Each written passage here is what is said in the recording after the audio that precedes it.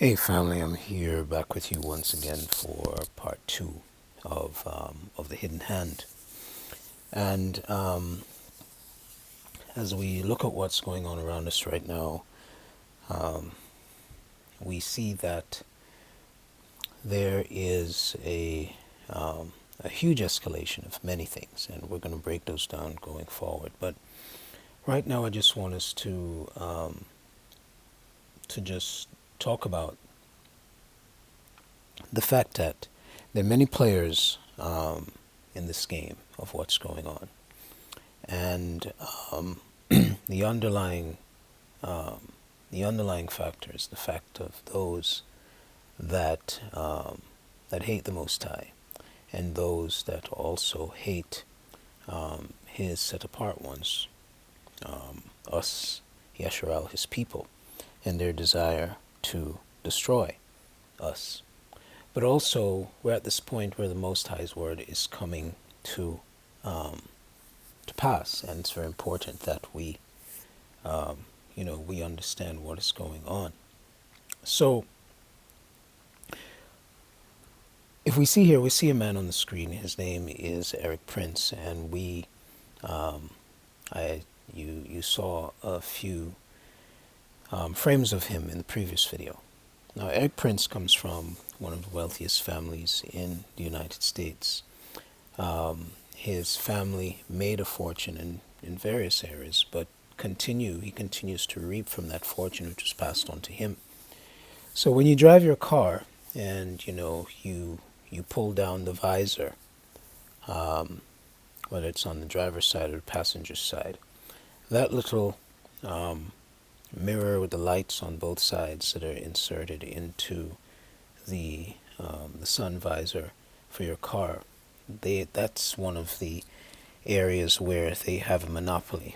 They have the patent for that simple little thing that the women look through to apply their makeup, so on and so forth. And so he continues to draw in wealth, but moreover, he is the creator of what was the largest private military out of the United States, which is called Blackwater. And of course, they committed a lot of atrocities in the war in Iraq and and all over the place. But Eric Prince has ties to, of course, Trump. He has ties to really both political parties, but he's a great Trump supporter. And he does not hold his tongue in his disdain and how he feels about, of course, our people, and how he feels about the continent on a whole. And this is unfortunate because he, as we will see in an upcoming video, will do anything to make money. His company, which has been renamed from Blackwater because of the attention that it drew in Iraq, I think he's changed the name a couple of times, are involved in all types of nefarious things on the continent, in South America, whatever the case may be. But we're going to see all the characters here and how they fit together in all that we see happening around us, in all of the smoke and mirrors, but also in how it is that they all work together for our destruction, for our demise, and to keep us in the place where they think we should be, but also continue to pillage and ravage our father's land, and to take things out of his storehouses and how they see us. They're very cavalier in how they speak. They're very cavalier and really filled with a lot of arrogance and hubris, how they speak about the things that they do, how they speak about the Most High, how they speak about His people.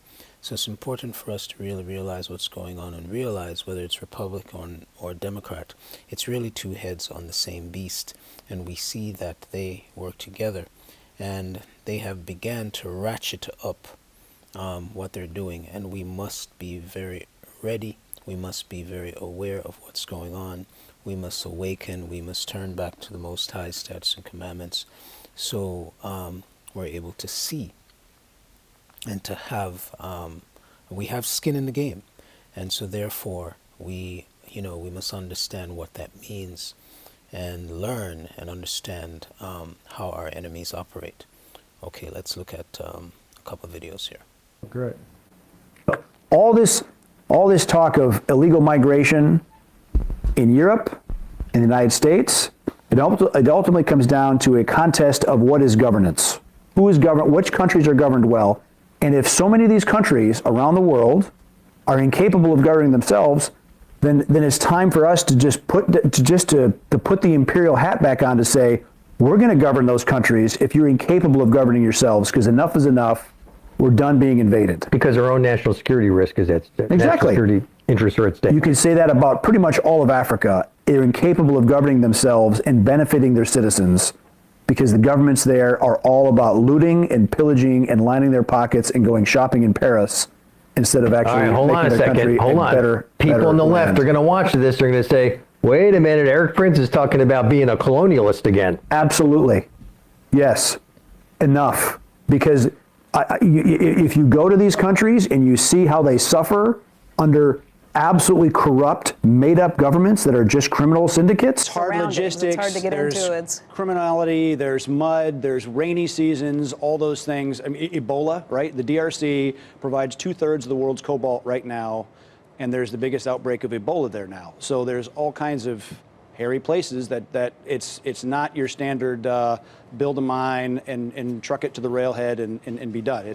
There's a little more complication to that. And there was just an election in the DRC a couple weeks ago, and hopefully those election results will be announced this week. We've had this the discussion before. we have. Yeah, and with people it's not buying the only person who cobalt does properties. it. That's what I wonder. Why is Blackwater specifically equipped? It's not Blackwater. Or somebody who I sold the business, who understands but I've certainly Blackwater. Why would acquired that be? the skills and organization because it's a matter of doing logistics in very difficult places and people, the mining engineers to go into the remotest places to find the resource, to drill it, to prove it, and to make it sure, and to make sure it makes it to market.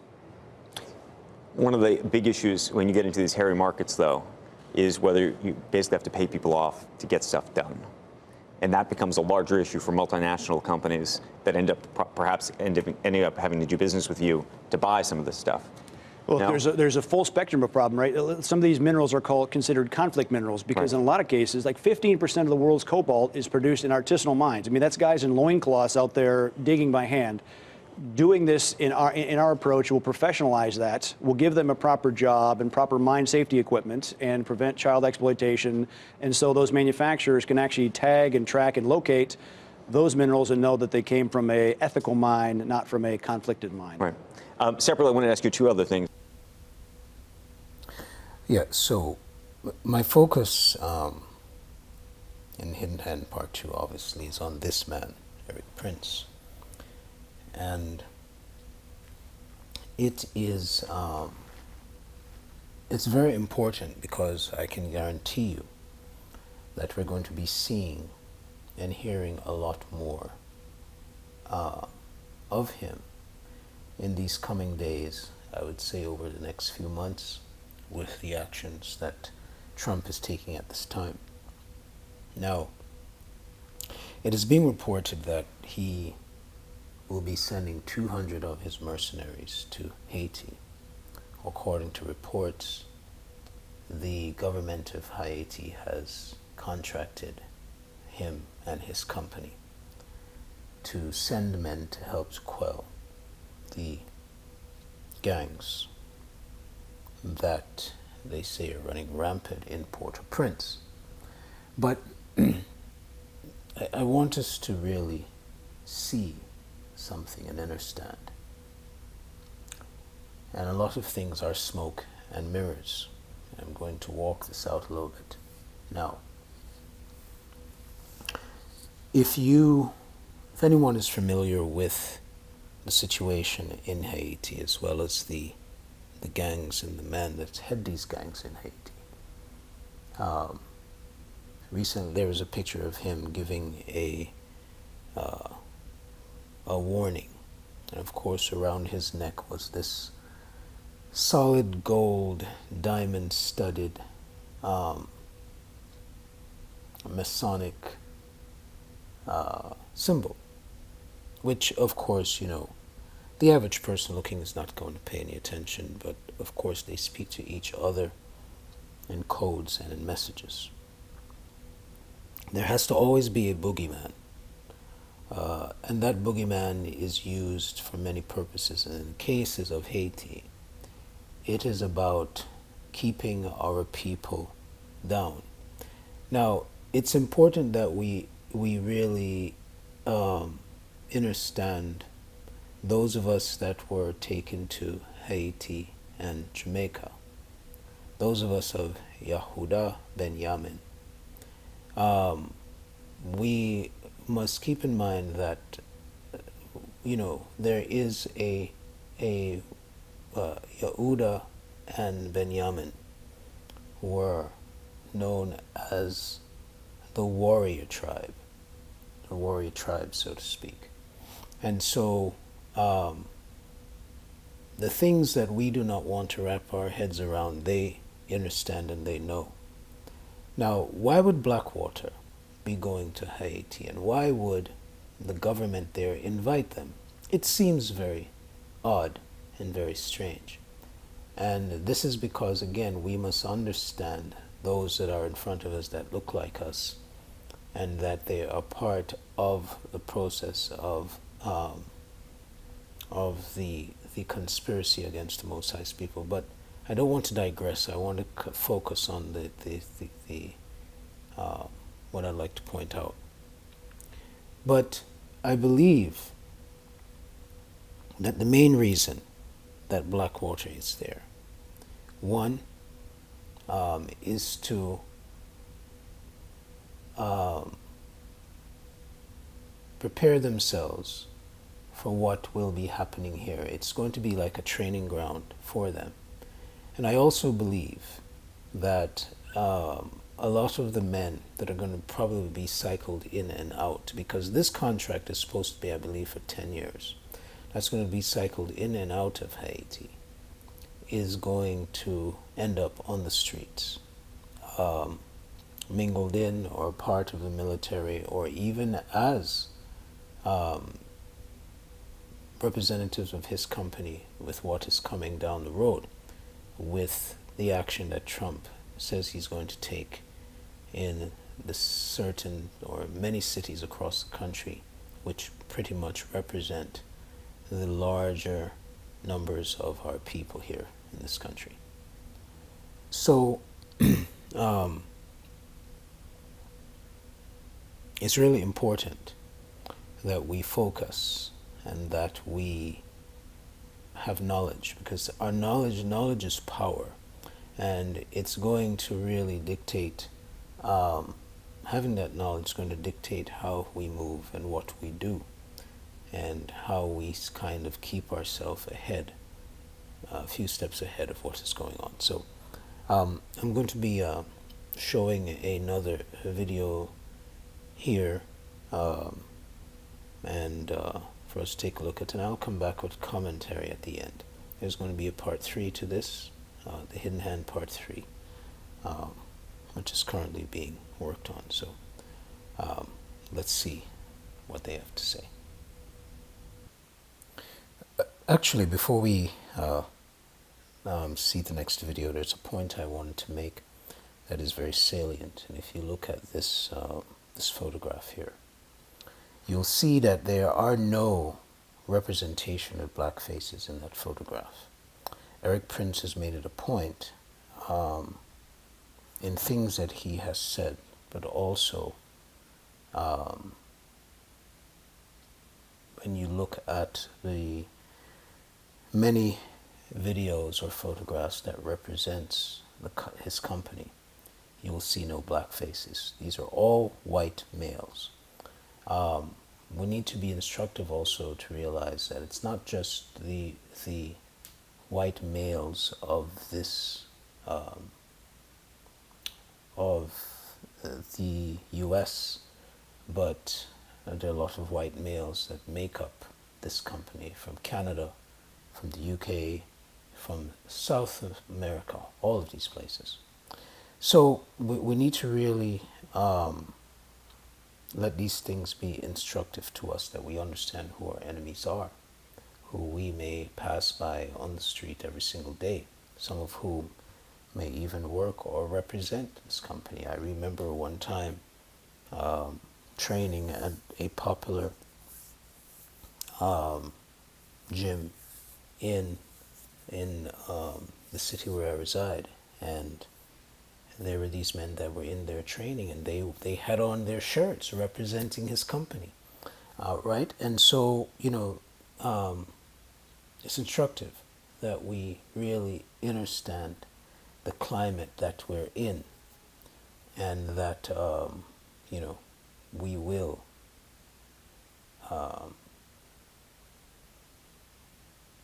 will be imposed upon.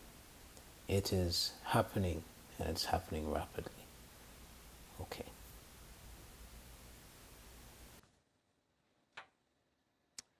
In the world of modern mercenaries, one name stands out: Blackwater. If you haven't heard of them before, do know this. They're the most infamous private security company in modern history. The man behind Blackwater is Erik Prince. And now he's at it again. Only this time, the battlefield is not Iraq or Afghanistan, it's Haiti, a country in the Caribbean that is already on the brink. Gangs rule the roads here, the government barely functions, and foreign intervention has a long, messy history. Now, Erik Prince is set to add to the chaos.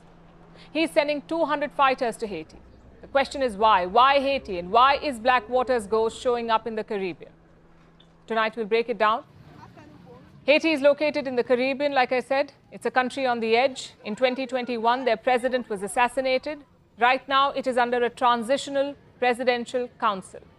Elections are planned for later this year, but Haiti is sliding into more chaos. Gangs control large parts of the capital. They monitor key roads. There's a UN-backed police mission led by Kenya, but it has not made much progress.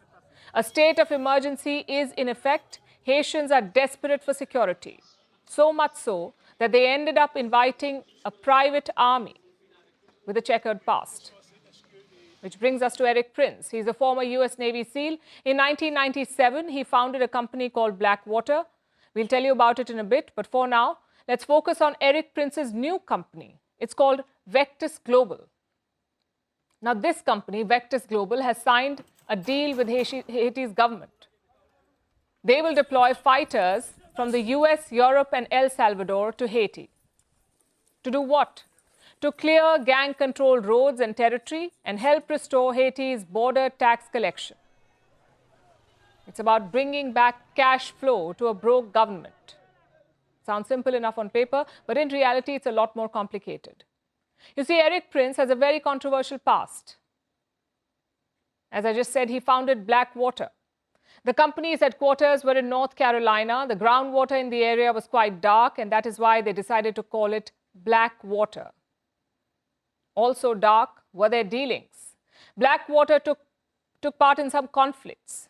Then came the war in Iraq, and that's where it made its mark. In August 2003, Blackwater received its first Iraq contract. It was worth $21 million. Soon, Blackwater was training 40,000 people annually, mostly in Iraq. By 2007, they were doing all of America's dirty work there. They guarded facilities, they protected high-value individuals, they trained the military, and they carried out critical operations. They were also involved in multiple war crimes. There were rapes, murders, incidents of torture, all of which was brushed under the rug. But the Nisour Square massacre sealed their fate. Nisour is a busy square in Baghdad, the capital of Iraq. Blackwater killed 17 people here. The massacre sparked so much outrage that the US could no longer ignore it. Blackwater was officially disbanded and rebranded. In 2009, it became XE Services. In 2011, it became Academy. And then in 2014, it became part of a company called Constellus Holdings. And through all of this, Erik Prince remained active. And now his return signals something bigger. The privatization of warfare is no longer just a West Asian phenomenon. It is expanding across the globe. Weak states under siege are the new markets. Mercenary groups are targeting them. And here's the problem with this trend. Once private armies become the go-to fix for unstable countries, they're hard to roll back. And frankly, Prince's strategy has not changed much since the Iraq days. This is what he does: find a fragile state in crisis, offer fast, decisive solutions, and secure a long-term, high-value contract. For example, Haiti's deal reportedly spans 10 years, which means Prince won't just control the battlefield, he will also control revenue streams.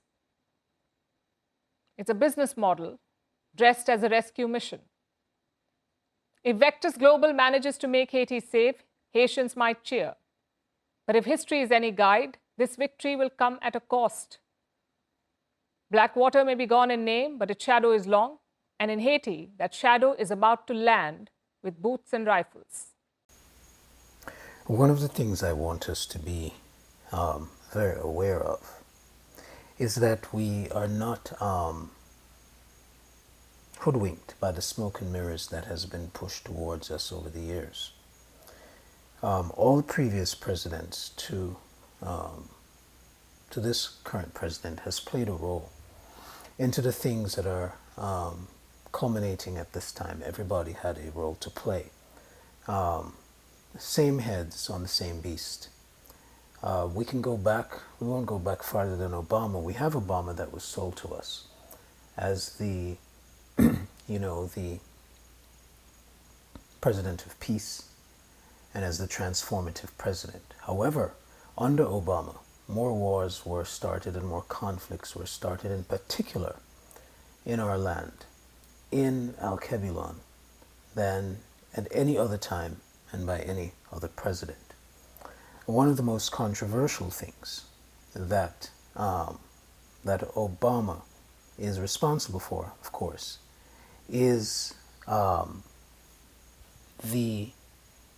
him giving authority for the assassination of American citizens. I'm going to read from a piece, going back from when he was president. The Obama administration argued before the federal court that it should have unreviewable authority to kill Americans and the executive branch. To kill Americans, and that the executive branch has unilaterally determined to pose a threat. Government lawyers made that claim in response to a lawsuit brought by the ACLU, charging that the administration's asserted targeting killing authority violates the Constitution and international law.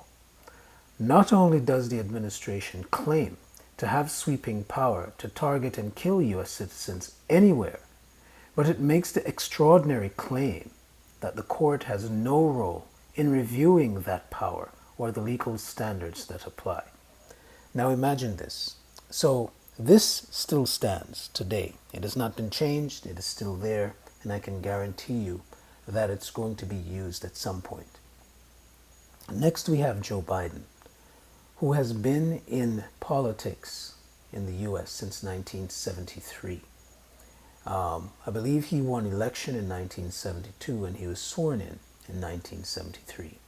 And he was the senator for Delaware for, I think, 36 or 37 years, which is extraordinary. Now, him having become president, what exactly different or new ideas would we come with? No. Keep in mind that Joe Biden also was responsible for and supported many crime bills that were directly targeted to the communities of our people and really towards our people. But the entire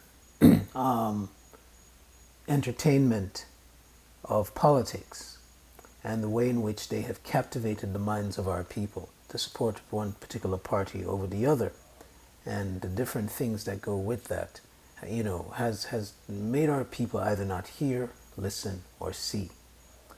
And that brings us to Donald Trump, who's a very interesting character. And, many people feel as if this man has dropped out of the sky, as if, he's just something new. But he's been around for a while, and his thoughts and the things that he has expressed is nothing new. They go back years. And so here he is now. But as I said before, he is a prophetic figure. But what we need to do as a people is wake up. We need to wake up and see. Because if we continue to remain asleep, the sleep that may come upon us may be permanent. And so as the Most High is opening our eyes to those of us whom he's revealing himself to, the instruction is there for us for what has to happen.